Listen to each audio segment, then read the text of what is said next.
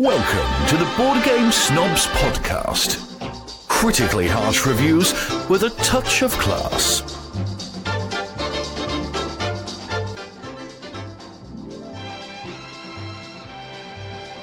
Okay, go. Welcome, everyone, yet again, to another podcast by us, the Board Game Snobs. Trying to sound super excited right now, but It's been a long day. it's been a long day. Perhaps too long. It's a work day. It's a work week. We both work. We're tired. Not only that, but we've been having some technical difficulties here lately at the Board Game Snobs. Extreme technical. Extreme technical. And if you know us, you would know that we're not that technical. We are, however, difficult. And we have suffered not only illness, family emergencies, but the death of our beloved Toshiba laptop. Was it Toshiba? No, it was actually a Lenovo, but with a Toshiba hard drive. Is it pronounced Lenovo or Lenovo? Oh, sure. It's kind of like how you see... I've heard it both ways. I have too, but you see it's not how people pronounce it Conoco, but it's actually Konoko. The gas station? Konoko, yeah. It's not Conoco. I disagree. Yeah, no, well, it's Konoko. The Konoko flow, like Enya? In your business? Nope, not doing that. We're actually looking back this evening Hey. on not old podcasts, but old games. Well, actually, we're trying to keep it real. How's that? I'm keeping it real. I'm giving my real opinion on. When have you not? Well, I mean, I have decided. You've been giving fake opinions? No, I've been giving real opinions. I think. All right. That's dangerous right there. What's dangerous? Seems like your mic, a little touch of the mic, and off goes the drink. My drink? Yes. Jerry has found a rum, and all night long he's been what about that rum? What about that rum? He just wants me to rant and rave. It's good. Don't get me wrong. It's delicious. It's But I'm exceptional. not just going to jump up and down and act excited about it. Why not? I don't do that for much of anything. Well, that's because you're dead inside. What this podcast brought to you by Kenichi. Is that how you pronounce it? It's pronounced I Kenichi. don't think that's how you say it. It is pronounced Kenichi. It is a sipping rum. It is a spice rum. But particularly I don't think Kenichi. it's spice. No, not well, It's sweet. hang on, it's just sweet. Like me. XO. XO. Something Anichi, Kenichi, XO. Kenichi XO. Sipping rum. You don't It's mix good. it. You It's just really drink good. it. Very nice. Very nice. I wish I had that instead of Evan Williams right now. Well, some of us plan ahead.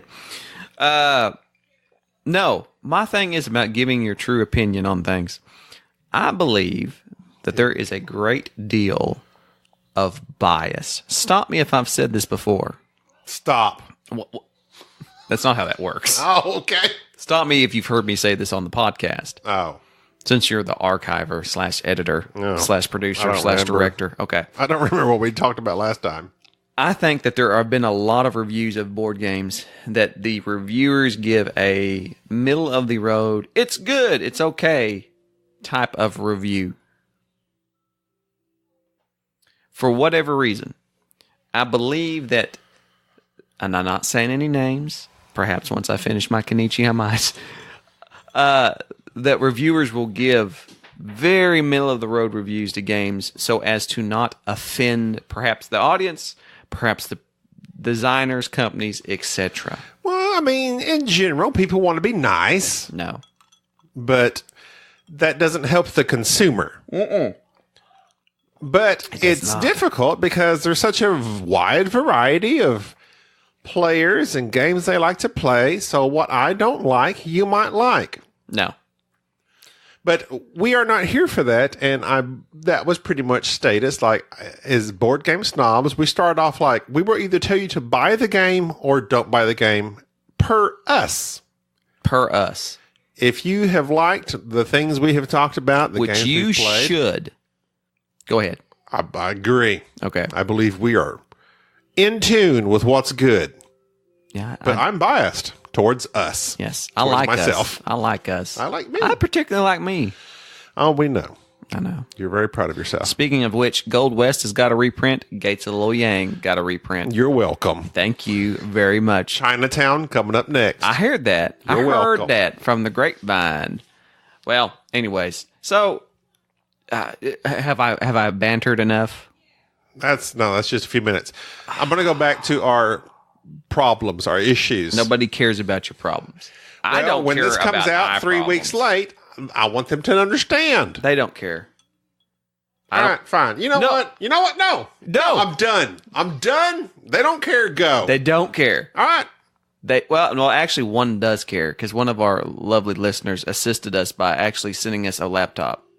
Thank you, Average Joe Gamer. Average Joe Gaming's podcast. This podcast brought to you by Average Joe. No, nobody cares. You say. No, I didn't mean they don't care. Oh, what? Well, you got to be like Can I this. finish? Please do. So, we come into dire straits. My computer crashed. Dire. On it were several podcasts that we had recorded. An anime. Our IT guy, Bubba, Ghost in the Shell. gave it a shot. Bubba was unsuccessful. So we took it to Office Depot. They Office are Max. recovering as we speak. Not as good as Office Depot. And it sounds like they may get saved. So then our podcasts may be late after this one. But we recorded them much earlier. One podcast we recorded twice.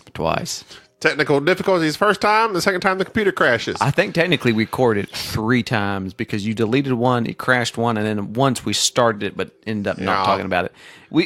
I'm referring to our review of Crusaders. So if this comes out first, you have Crusaders to listen to.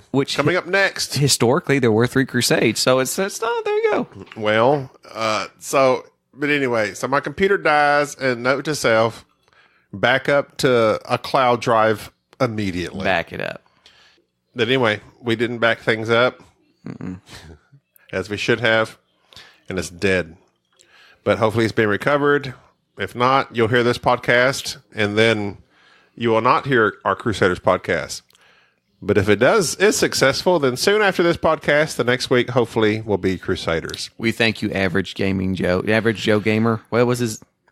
His name is Joe H. I don't know if his last name wants to be out there, but he's a host of Average Joe's Gaming Podcast. He kindly offered up a laptop because I'm rather strapped. I did not work last week. You have no money. That doesn't mean that you have guns. I've been Googling some phrases on the Urban Dictionary. We say things that have double entendres. Strapped? Strapped. What does that mean? That means you got the strap. You got your gun. You got the pistolas, the 9, the Glock. Okay. The G-Lock. When I say I'm strapped for Tech 9. cash means I have none. Okay. Go ahead. So I haven't had any cash. But one of our listeners kindly offered us a laptop, and I believe it's on its way. So we'll have something to record on. Right now, I'm recording on my daughter's laptop. And it's about 7 years old. I hope it makes it through the podcast. If we sound weird, it's because we're on a Toshiba. Yeah, it's pretty old and pretty wore out. Yes. But Audacity appears to be working at the moment, so we shall continue on. Okay, enough of this. On to the next. Thank you, Average Joe. Thank you, Joe. I want to talk about some games that we have played and give perhaps a harsh opinion on them. One of them is actually a game that you yourself enjoy. A game that I would have not thought you would have liked. We recently played Newton. I believe it's by Simon, is it not? Come on. With one of our favorite designers from... Martin Wallace. No. Alexander Pfister. No. Simone Luciani. Yes, those guys. Okay. Those guys who did the Grand Austria Hotel and Story Mangoni and Lorenzo El Magnifico. Newton is very dry. It's very dry. Soup's dry. Super dry. Much like a Fig Newton. Fig Newtons are fruit and cake. They are not meant to be the main course of any meal. Although you may eat a sleeve of them, you will regret it. I like Fig Newtons. I do like Fig Newtons, but they're not something that you can sustain yourself. Just like Newton, the board game. It's interesting, but it's not interesting enough. It's stale. It's a worker placement, kind of, sorta, but not in a typical worker placement, as in that you're placing workers out in the areas. You're actually moving your workers along tracks, along maps, and other places on these various boards. And you do more action selection. Yes, you do so by playing cards from your hand. These cards have, I believe it's 5 different actions. You play them out to your board, and it has a kind of a Mombasa feel to it in terms of the cards, if you're familiar with Mombasa, where you stack cards up, and by the powers that are on the cards, they're multiplied. So, for instance, this one card is a travel card. You place it down, and you look at your board, and at the end of each round, you save a card.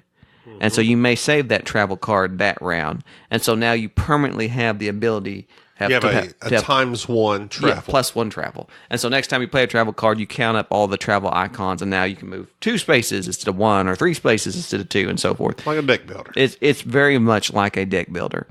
But it's not the deck building was a very light aspect of the game, but it was an important aspect of it. The main idea of this game is to run up your workers off these tracks, move around the map, fulfill certain objectives so that you can place books in your library, or to be able to activate these certain geniuses.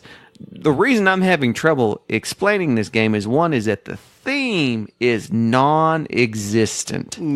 Correct. It's not there. It could have been...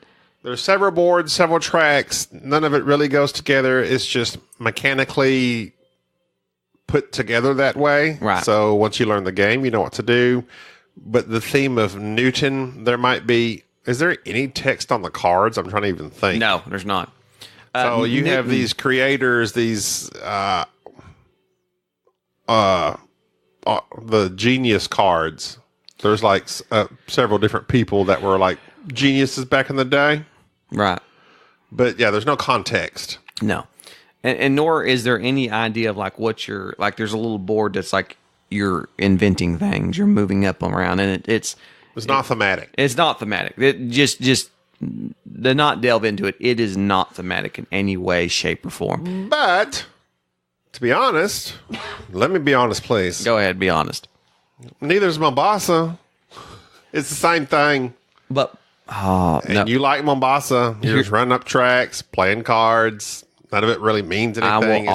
I will argue the point there, though. Okay. I will argue that point. Ahead. First off, let me digress a little bit. Mombasa is a game by, is it Alexander Pfister? It's a Pfister. Correct. It was a game that he did just prior to a very popular game that you may have heard of, Great Western Trail. Is not we know that great to us. GWT. GWT is not that great to us. Mombasa grew on us. I really liked Mombasa. It didn't grow on me. It grew on you. It grew on me. I liked it. Gabi just... I like these types of games where they have several different mechanics with several different boards, and you're doing like 3 different things at once. Mombasa has investing, which I like. It has collection of like it's deck building, but it's not exactly feels like deck building. You may have heard that I've knocked deck building quite a lot on some other podcasts. I'm not a fan of deck building, but if it's done right and it's light and it's not the main focus of the game, I really enjoy it. Mombasa does this thing where it fools me into deck building, and I enjoy it. There's some area control, but Mombasa, don't fool yourself. Mombasa is thematic because you are investing in companies. You're utilizing these companies to spread out an area control. You can manage their books for victory points, and you can manage diamonds, collecting diamonds. There's different routes to victory in Mombasa. Well, when you say thematic, though, I'm thinking of like you're really involved in the theme of the quote-unquote story. Now, but there might be a game where the theme strings the mechanics together in a way that makes sense to you, but that doesn't necessarily mean it's thematic. Okay, well, let me get you. On a scale of 1 to 10, the theme in Newton is a 1.5. Yes. The theme in Mombasa is like a 4. They might. Okay, I often you hear the setting of the game. Yes. These games have settings, which makes sense because you got to have some sort of setting.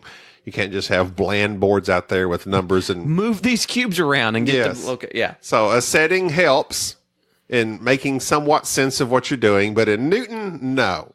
You have a library where you're buying these books. Then you have a dude on this map that's traveling. Then you have a none of it really makes sense. It doesn't make any sense.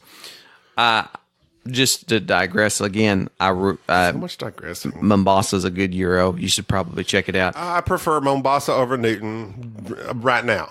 Done. Oh, I prefer everything over Newton. Not me. I like Newton a lot. Newton does have. Here's the deal.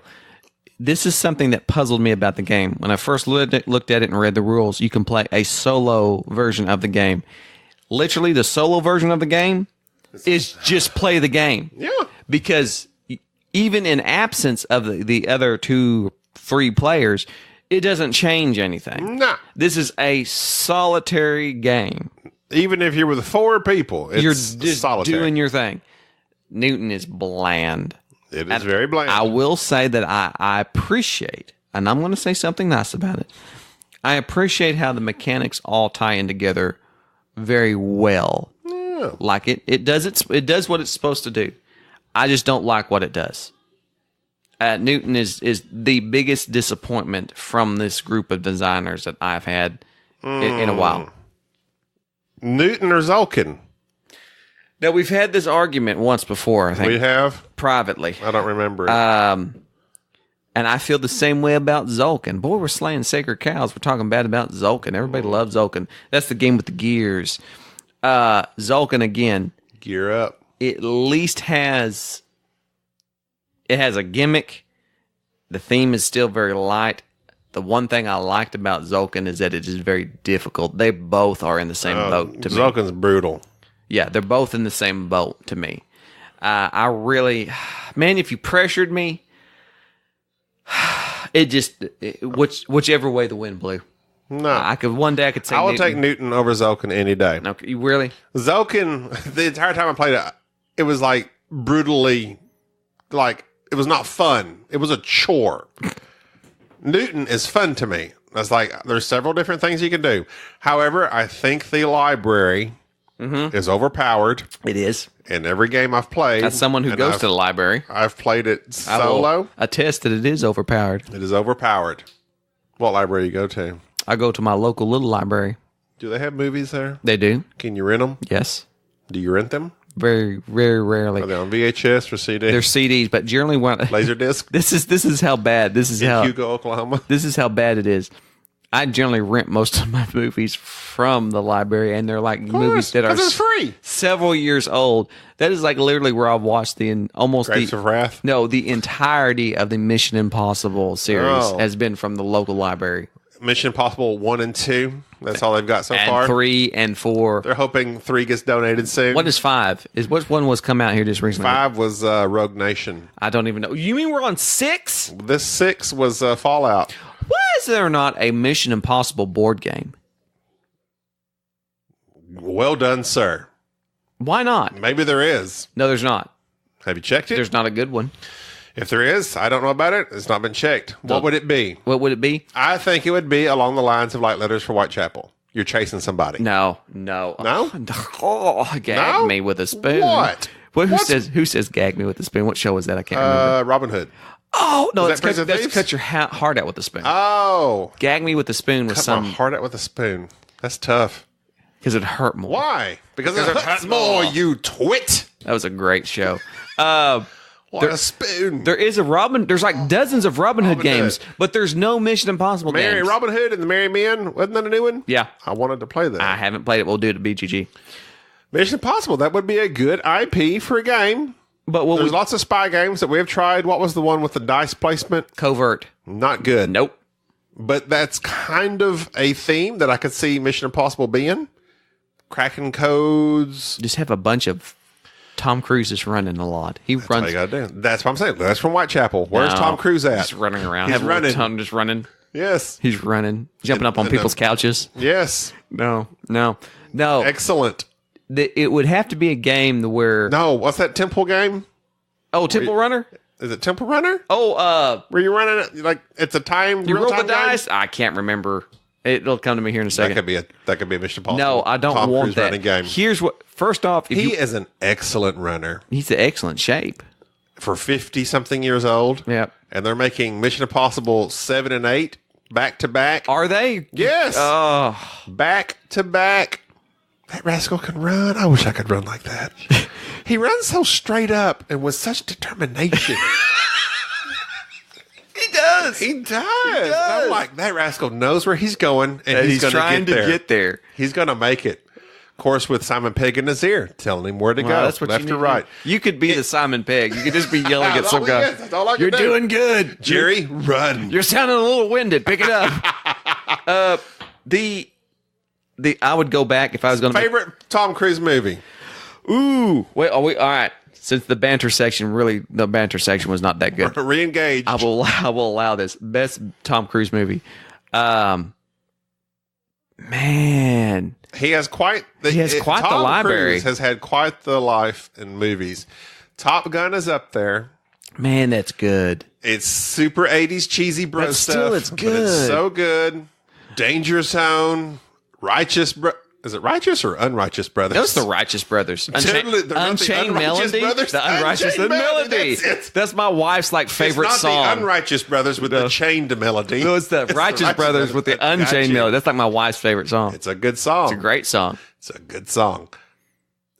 I'm not lying. I don't know why I say that. Why should I preface that? Unless I'm a liar on a frequent basis. Yeah, there you go. Mission Impossible Fallout. One of his best movies ever, if not my favorite. I am not a Mission Impossible fan. Oh, what? I'm not. You know me. I'm not a big action fan. But they're mostly not action. They're like, well, I like the first espionage. one. I love the first one just because it had Emilio Estevez in it. for 5 minutes. For 5 minutes, he's using on top of an elevator. He was coming off that Mighty Ducks win. It was like, hey, I got back into acting. They're like, hey, we got a show for you. You could be with Tom Cruise and Voight. Note to self: never sit on top of an elevator. Who would have thought that would be a bad idea? That's and the thing stuck him. Like the little prongs popped down and got him. Hey, spoiler alert. Emilio Estevez in the 1999 Mission Impossible, he dies. Maybe it was 98 when it come out. I'm guessing. Oh, no. I would say before that. 95 or 96. Wow. Yes, it's very old. So anyways, Mission Impossible, the first one was great.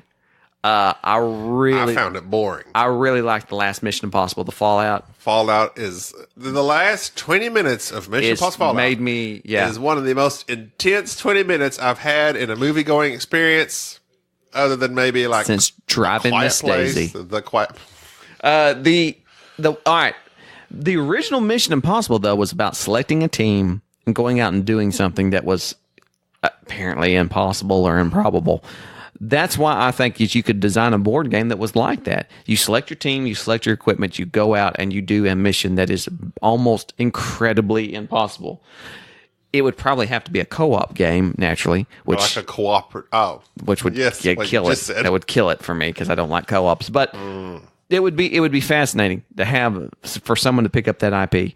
But a co-op, things are happening. You got to fight against it, or a hidden movement. I don't like hidden movement. I know you don't, but I do, and I think it would be good. Whatever. You just got Black Sonata in Kickstarter. Yes, it's a single player hidden movement. I don't know what that's basically. That's why I bought it. Like literally, I saw the thing. They're like single player hidden movement. How is this possible? That's basically you lost your car keys. Go find them. That's all. That's what I play every day. Lost car keys. Lost car keys. The game.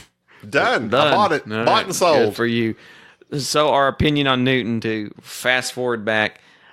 I don't like it. We're back to the future. This Kenichi's wonderful. I know, Jerry. You said that several times. The I Newton agree. is all it's right. Good. But you're not excited about it. You need to get excited about it. Newton's decent. I wouldn't say get it. I would say play pretty much anything else. If you like dry games, dry Euros with a little bit of fruity filling in it, much like a Newton. It's a good game. I enjoyed it. It's decent.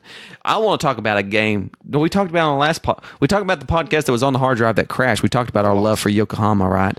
Yes. Okay, so I won't talk about our love for Yokohama. Instead, I will go back and talk about a game that which you had to rekindle your love for. What's that? Sentient. Oh, yeah. Okay.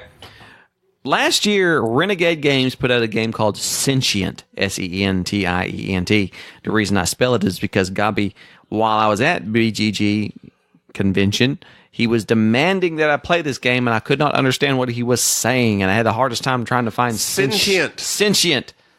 I can't pronounce it. Sentient. I think it's actually like sentient, but it's spelled sentient. It's a sentient being. They know what they know. It's about robots. It's about Androids or iPhones. Androids. Sentient is made by J. Alex Cavern, one of our... Of Gold West fame. Which has just got reprinted, which made me think about it, which made me want to play Sentient. Sentient is a lighter game. Again, lacking theme. It does. But why do I like it? But it's got good art. Exactly. And? It's got a good setting. And? Dice placement. And, not really dice. Well, yeah, it kind of sort of is. Kind of sort of dice manipulation. No, it's not dice placement. Dice manipulation. So basically in Sentient, it is you're a evil corporation. I don't think the corporation necessarily has to be evil. You start off with might be what you are, but it doesn't really You matter. might not be evil. You might just be neutral. You might just be kind of sort of... I don't know what the story doesn't matter. I like to think that I'm an evil corporation. And so you start off... Buying robots.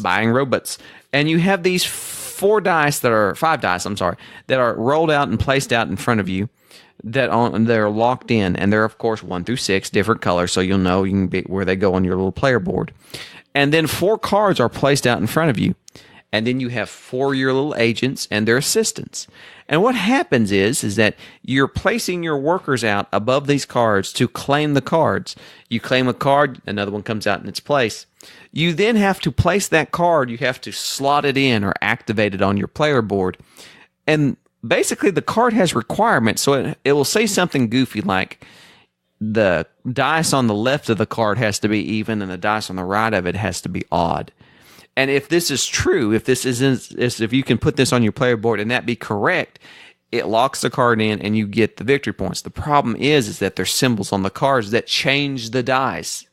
So there's minus or plus or equal, meaning equal, it says the dice doesn't do anything. Minus, it goes down. Up, it goes. Plus, it goes up. So the dice are moving around on you. So you're trying to buy the specific card that you want and manipulate the dice so that the card is able to activate at the end of the round. You buy 4 cards, the round is over. This sounds like a simple game, but then you add in the investment part of it. The investment part of it are these little tiles that are out there next to the cards.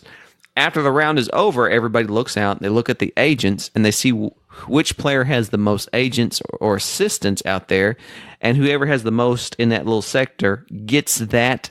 It's a little bit of bidding. Yeah, you get that that investment tile.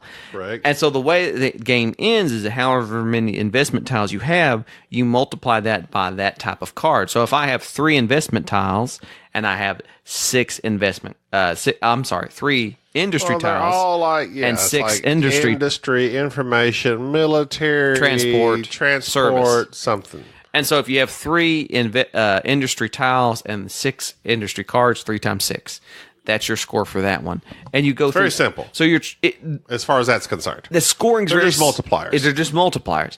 But it's this pseudo bidding thing and trying to work your own board, but at the same time get what you want. So there's 2 different scorings. Every round you score the cards you purchase and that you are able to activate. That you're manipulating the dice for. So if it says you need 2 4s to activate this dice for 7 points or 2 points, 2 point for 1 4, 7 points for 2 4s, well, then you want 2 4s up there, but it might say a plus or a minus. You got to manipulate the dice. So that's every round. There's 3 rounds, but at the end of the game, the scoring is the cards you bought. You have to multiply them. So you're also concentrating only on instant scoring based on your dice, but long range based on I call them chevrons or chevron They are shaped. chevrons. They're like chevron shapes. So those are going to multiply your cards. So if you buy 3 military cards, but you never buy a military chevron, then you're useless. Then it gets no points. It's useless. So you have to buy those multipliers or bid on them with your workers. And they may be on a card that you don't even need or can use. But at some point, all those cards you have are going to be useless unless you get those chevrons. The game is only 3 rounds, so it's Very quick. Very quick. And the thing about this, yes, the theme, rather absent. The artwork, pretty decent. But what makes the game fun, it is a light game that is over in about 30 minutes, but it makes you think and you have to make interesting choices. For instance, you utilize your assistants to bid, but also deactivate certain factors of the card. For instance, you only have a limited amount of assistants each round. And so when you put your little agent out there to bid on a card, you can add as many assistants you want with that agent to up your bid. So you can put an agent out there and with 2 assistants, now your bid is 3. But the purpose of those 8 of those assistants is if you buy a card and you don't want that card to manipulate your dice, you can utilize assistants to cancel out the effect of the card. A game is fun when it offers you interesting decisions that, like I used to like to use the term, that give you pause. Sentient makes me think, it makes me pause. Every time we play it, I have to sit there and game out what I'm going to do, what industries I'm going to go after, what cards I'm going to buy, how I'm going to manipulate my dice. Am I going to put my assistant out there with my agent when I bid? Am I just going to use my agent? Where am I going to go? What are you doing? Because what you do affects me as well, because you always get cards that I want. You're going after industries I want. Do I need to refocus? For such a light game, it offers a lot of thinking, a lot of brain power behind it. I will say this. Sentient is my Splendor. Okay. Splendor, which I can see that. do not like Splendor. No. I do not like Splendor. Splendor is essentially you're collecting these gems to buy these particular tiles out there and so forth. This is essentially Sentient to me kills Splendor. Sentiently. Good pun. It kills Splendor and it kills Century Spice Road. Why you gotta be so violent? I like it. I like it a lot. If you like Century Spice Road, give Sentient a try. If you like Splendor, give Sentient a try. If you're the type of person that you found Azul like just mind-boggling, and you like Sangrata, and you like games like that that are abstract, light on the theme. You like Sangrata? Sangrata? Sagrada. Sagrada? Isn't that a drink? Sentient. Sangria. Love that. And Blake Shelton. you know what I like better? Kenichi. Lips taste like sangria. Kenichi's XO, my favorite sipping rum. XO. Every time you say that, I'm thinking kombucha. Kombucha, my favorite tea. Kombucha's my favorite tea. Fertilized. If it would just develop alcohol in it. Kenichi's my favorite rum. Sentient is my favorite light filler in terms of dice and cards. I don't know that it's a filler because there's a lot that. It's a thanky filler. It's a thanky filler. It's a thanking man's filler. It's a think. Yes. Yes. I put my pinky up when I said that. Say, old boy. Oh, say, oh boy. I'm out To of. be fair. I'm out of Kenichi. What? Sentient. Love it. So you need a refill? No. We're going to pause for a refill? No. Buy Sentient. There's no time to pause. No pause. No but pause. it gives you pause. It does give me pause. There's always time for pause. I'm looking for the guy that shot my paw. Said the dog. You know, I want to bring this out. The episode that crashed on the hard drive, you were spot on all your jokes. And I was telling you after the podcast, your jokes were killer. Like, during the podcast, I was like, this was great. This podcast? Sorry, I'm not feeling Not it. so much. Not so I'm much. out of whack. This isn't my computer. It's a setup I'm real nervous about. It's Toshiba. This is not average Joe's. This is like I said, this is not This is your daughter's. This is our fill-in computer for the moment until we get And she our needs that computer in. back. How is she going to do her Facebook? I don't know. She'll have to update on her phone, check her Instagram, snap her chats. Is she on the IG? The IG? No, it's not the IG. It's the IG. According Oh, is it IG? No, it's IG. Is that the cool way of saying it? It is a cool way of saying it. IG isn't even cool anymore. IG, Instagram. Nobody Instagrams. Yes, they do. We have like 800 followers on Instagram. Well, I'm talking about the kids. What did they do? Snapchat. TikTok. I seen that that on something YouTube. there? I seen that on YouTube. It's like a thing. What if we started a YouTube channel? No, Me and you. no. You could be the face. I'm not. I'll be off camera. You'll just hear me. No. Hey, Jerry, what do you mean with this game? I don't You like could respond. the with your hair production. The coiffed just perfectly. the coiffed. Is that a word? Coiffed. Coiffed? Yes. Did I coif my hair? You'd coif it. Coif it real good. Oh, my phone is dead, and I keep reaching for it. You never know how much you rely on your devices until they're dead. And like, this is like literally the fourth time I've reached for my phone, and it's dead, so I can't get to it. So I have no information coming to me. Jack Reacher. I'm cut off. Thank me, Jack Reacher. I like the Jack Reacher Tom Cruise movies. You said reach for your phone. Both of them. I like both of them. It's fine. They're fine. The first one is fine, but they're not. They're- When I say the best Tom Cruise movies, you come back with Jack Reacher. I like Jack Reacher because it was off a book, and he did not. The Firm. What was The Firm? The one with